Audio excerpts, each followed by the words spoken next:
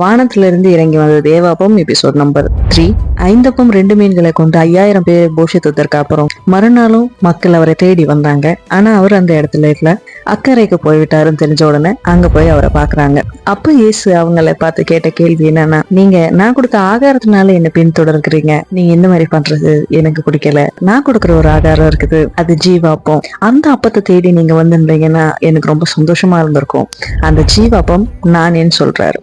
So இன்னைக்கு கடவுள் நம்ம கிட்ட என்ன சொல்றார்? நமக்கு காரியம் ஆகணும்னா மட்டும் அவர்கிட்ட போறது ரொம்ப தவறான செயல். அவரோட நம்ம அழகான ரிலேஷன்ஷிப் மெயின்டைன் பண்றோமா, அதுதான் விசேஷம். நம்ம தினமும் அவரை தேடுறதுக்கு காரணம் உலகத்துக்குரிய அப்பமா இல்லாம ஜீவனுக்கு ஏதுவான அப்பத்தை தேடுவோம். கர்த்தர் உங்களோட இருப்பார். ஆமென்.